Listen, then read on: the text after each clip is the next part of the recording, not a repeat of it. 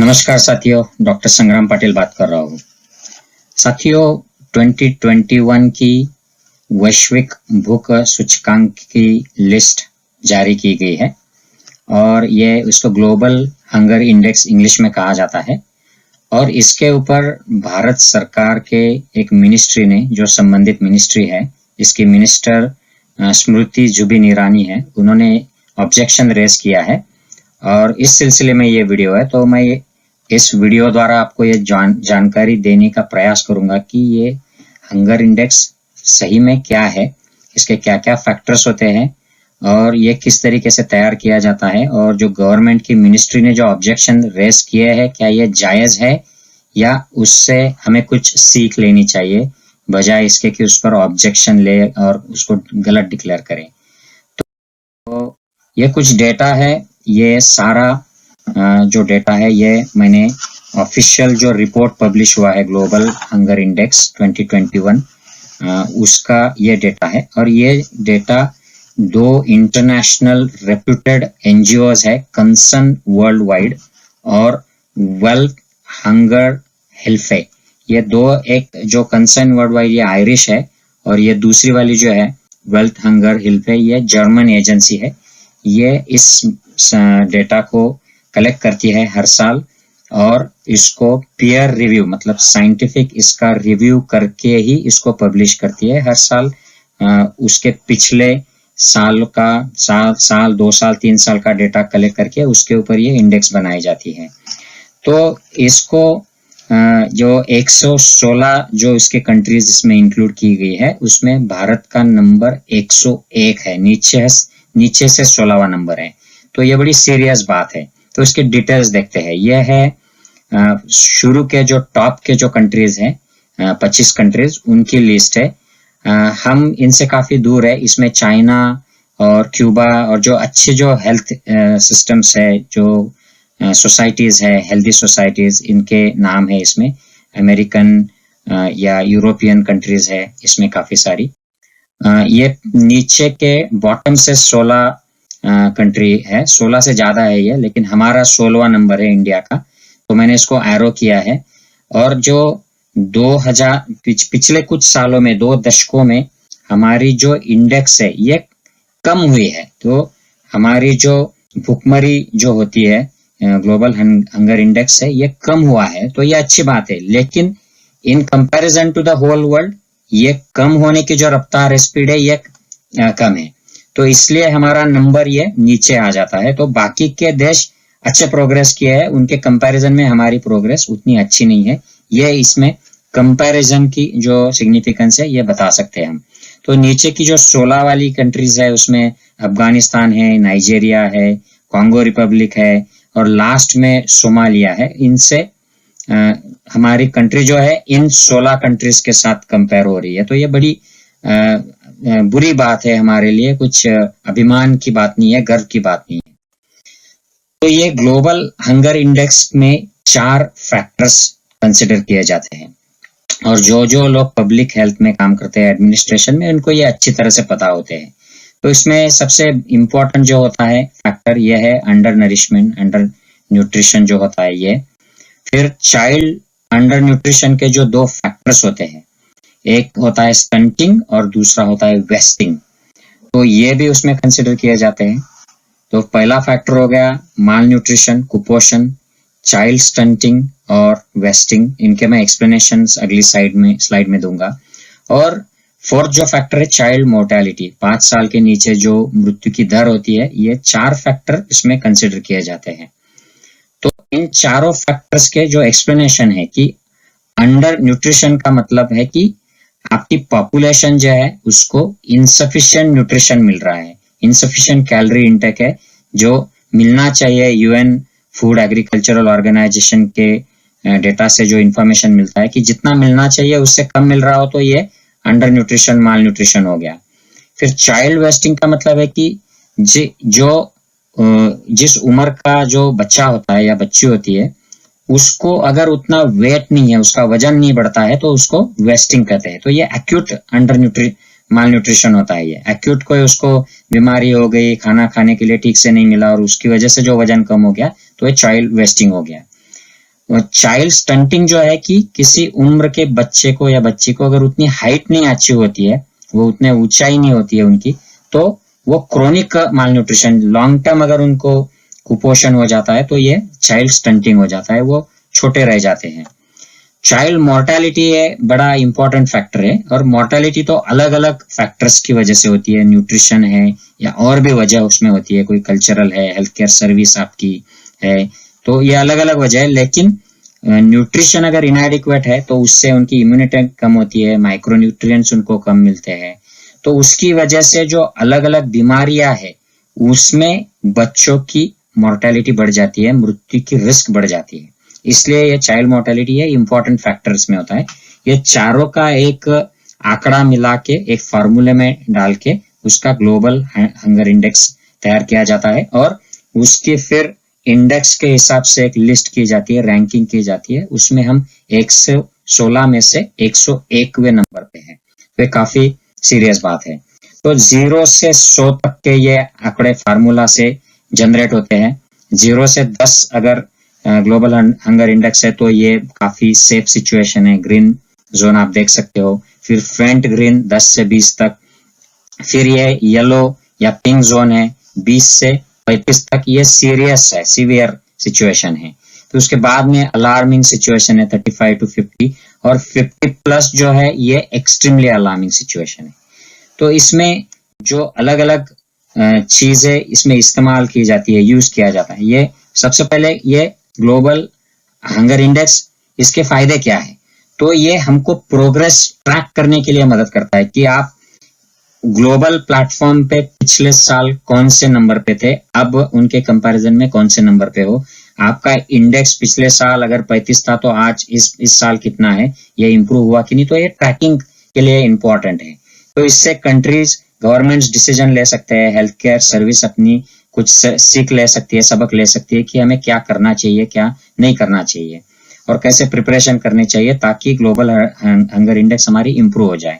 दूसरा कि कंपैरिजन कर सके कि उससे कंपैरिजन से फिर कौन से फैक्टर यूरोप में अच्छे हैं, तो उसके ऊपर से भी हम सीख ले सकते हैं कि उनकी तरह हम अगर चीजें करें तो हमारे भी बच्चों में माल न्यूट्रिशन कम होगा, ग्लोबल हंगर इंडेक्स जो है ये हमारी भी कम हो जाएगी। तो ये कंपैरिजन अलग अलग स्टेट्स में अगर अलग अलग इंडेक्स है तो उनसे भी हम सीख सकते हैं, वैसे उस तरीके की योजनाएं हम इम्प्लीमेंट कर सकते हैं, और ओवरऑल इससे अवेयरनेस बढ़ता है, अंडरस्टैंडिंग बढ़ती है इस सब्जेक्ट की।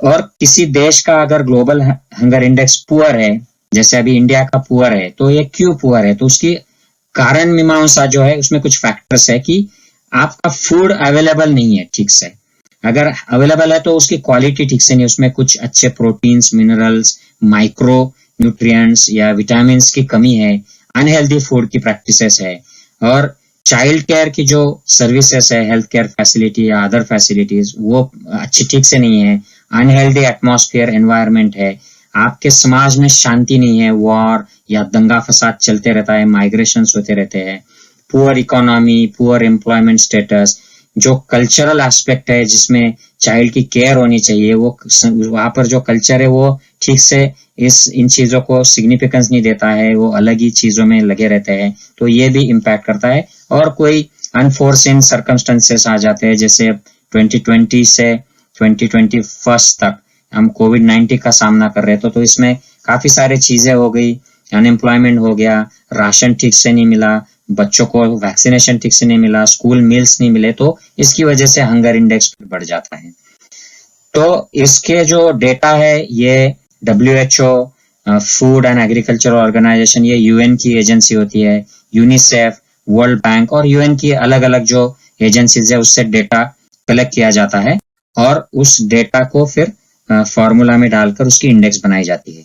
तो 2021 का जो डेटा जिस पर गवर्नमेंट ऑफ इंडिया ने ऑब्जेक्शन लिया है, ये अंडर न्यूट्रिशन का डेटा है 2018 से 2020 तक का, वेस्टिंग और स्टंटिंग के लिए 2016 से 20 तक का डेटा, और चाइल्ड मोर्टेलिटी के लिए 2019 का डेटा इस्तेमाल करके ये इंडेक्स बनाया है। ये ऑफिशियली जो डेटा कलेक्टेड है इन सारे एजेंसियों द्वारा इस पर निर्धारित है, और इसमें गवर्नमेंट ऑफ इंडिया का ही इनपुट होता है इस डेटा के लिए। तो ये कुछ देश है यूरोप के, सेंट्रल एशिया के, जहां पर 10 से नीचे ग्लोबल हंगर इंडेक्स है। तो ये पूरा ग्रीन लाइन आप देख सकते हो। फिर ये सेंट्रल अमेरिका और कैरिबियन कंट्रीज है, यहाँ पर भी ज्यादातर देशों में ये 10 से नीचे है। 2-3 देश है जहां पर ये फेंट ग्रीन है, और एक जो कंट्री है इसमें ये सीवियर है। ये ईस्ट अफ्रीका की कंट्रीज है, यहाँ पर एक मॉरिशस छोड़ के बाकी सारे देश पूरे सीवियर और काफी सारे गंभीर अवस्था में है।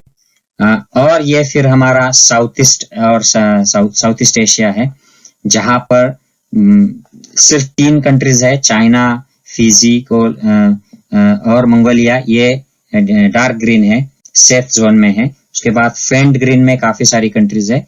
लेकिन दुख की बात यह है, चिंता की बात, कि इंडिया ये सीवियर सिचुएशन में है। हमारी ग्लोबल हंगर इंडेक्स 27.5 और ये काफी नीचे है in terms of the quality.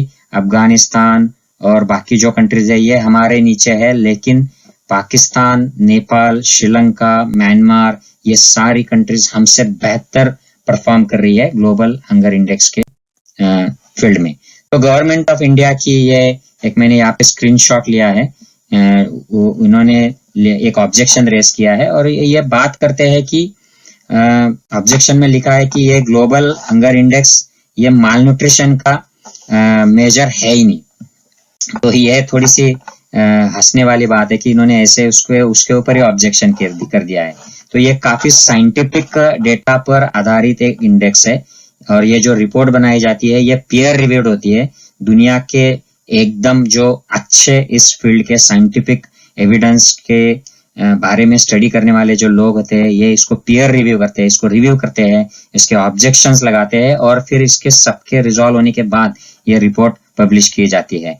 और कुछ जो ऑब्जेक्शन इन्होंने लिया है कि ये जो 4 फैक्टर्स इसमें इस्तेमाल किए जाते हैं, इसमें सिर्फ जो माल न्यूट्रिशन वाला है, अंडर न्यूट्रिशन वाला, यही सिर्फ इंपॉर्टेंट है। बाकी के 3 जो है ये इतने रिलेवेंट नहीं है। मतलब चाइल्ड स्टंटिंग, बच्चों की हाइट छोटी हो गई जो क्रोनिक माल न्यूट्रिशन में होती है, या उनका वेट रिडक्शन हो गया जो एक्यूट माल न्यूट्रिशन में होता है, या चाइल्ड मोर्टेलिटी है, ये तो कोई रिलेवेंस ही नहीं है इसका हंगर से। ऐसा ये ऑब्जेक्शन इसमें रेस किया गया है। तो ये बात बिल्कुल सच नहीं है। मोर्टेलिटी, तो ये तो रिपोर्ट में भी बताया गया है कि मोर्टेलिटी न्यूट्रिशन से भी रिलेटेड होती है, और अदर फैक्टर्स जो है एनवायरमेंट या हेल्थ केयर सर्विसेज, इनसे भी रिलेटेड होती है। लेकिन न्यूट्रिशन, अगर माइक्रोन्यूट्रिएंट्स और क्वालिटी न्यूट्रिशन नहीं मिला, तो ऐसे बच्चों में अगर कोई बीमारी होती है तो इनमें मोर्टेलिटी बढ़ जाती है। ये तो रिपोर्ट भी एक्सेप्ट करता है, तो इसमें ऑब्जेक्शन लेने वाली कोई बात नहीं है। तो मुझे लगता है कि ये जो इन्होंने ऑब्जेक्शन लिया है, ये एक पॉलिटिकल ऑब्जेक्शन लगता है कि नहीं, हम आपसे सहमत नहीं है। जैसे WHO ने कह दिया था कि कोविड काल में भारत के 40 से 45 लाख लोगों की मृत्यु हो गई है कोविड की वजह से, डायरेक्ट इनडायरेक्ट। तो गवर्नमेंट ऑफ इंडिया ने रिजेक्ट कर दिया। फिर एक असहिष्णुता, इंटॉलरेंस के बारे में जो रिपोर्ट्स आई उसको भी रिजेक्ट कर दिया। फिर प्रेस फ्रीडम इंडेक्स को, उसको भी गवर्नमेंट ऑफ इंडिया ने रिजेक्ट कर दिया। तो इसकी जो इकोनॉमी की जो सिचुएशन है, इस पर भी ऑब्जेक्शन इंडियन गवर्नमेंट ने लिया।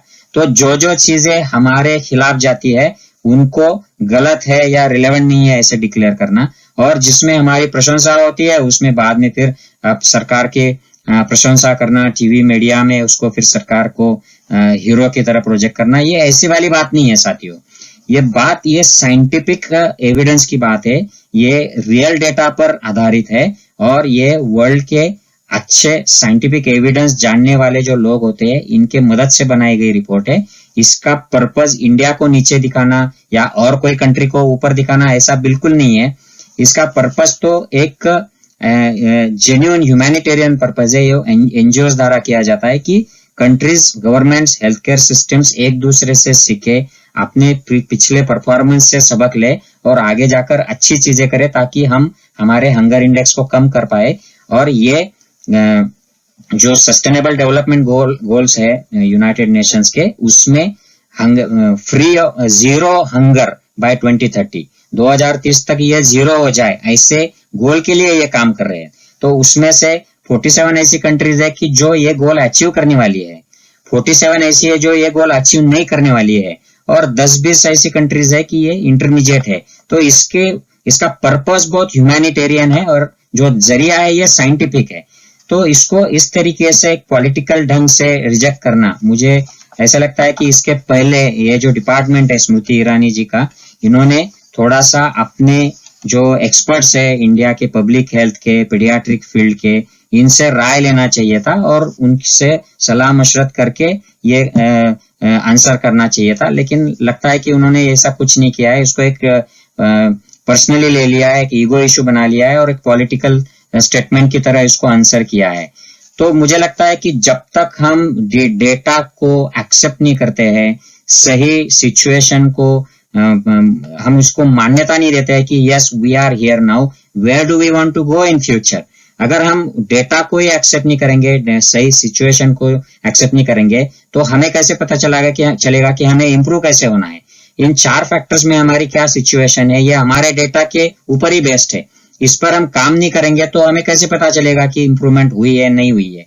तो इसको एक्सेप्ट करके, इससे सबक लेके हमारे एक्सपर्ट जो है पब्लिक हेल्थ के, पीडियाट्रिक्स के, इन सबको एक साथ लेकर, जो यूनाइटेड नेशंस कहती है, WHO कहती है कि health care in every policy, जो भी आप बात करेंगे, अगर आप कुछ भी ये बिजनेस की बात करोगे या खेती की बात करोगे या कोई भी कृषि कानून की बात करोगे, इसमें सब में हेल्थ केयर का इंक्लूजन बहुत जरूरी है। हमेशा सोचो कि इससे पब्लिक के हेल्थ पे क्या इम्पैक्ट होगा और इस तरीके से हम इम्प्रूवमेंट कर सकते हैं।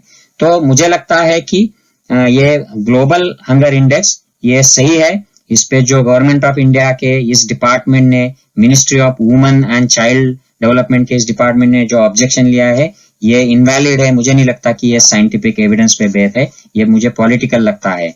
तो मैं अपील करूंगा इस डिपार्टमेंट से और गवर्नमेंट ऑफ इंडिया से कि पहले एक्सेप्ट करो किस सिचुएशन में हो, डेटा एक्सेप्ट करो और उस पर एक्सपर्ट्स की सुनो, उनके मन की बात सुनो और इस पर कार्रवाई करो। Health care in all the policies implement करो, ताकि हमारी जो आने वाली पीढ़ियां है और आज की पीढ़ियां है, इनकी हेल्थ इंप्रूव हो सके, मोर्टेलिटी कम हो जाएगी और हम सही माने में एक सशक्त हेल्दी इंडिया डेवलप कर पाएंगे। और जो यूनाइटेड नेशंस की 0 हंगर बाय 2030 है, इसमें हम आज भी अचीव कर सकते हैं अगर हम इसको सीरियसली ले तो। आई होप साथियों कि ये report make sense to you. अगर आप इससे सहमत होते हो तो अपने दोस्तों में, फैमिली मेंबर्स में फैलाइए, ताकि इसके बारे में अवेयरनेस और अंडरस्टैंडिंग बढ़े। जय हिंद साथियों।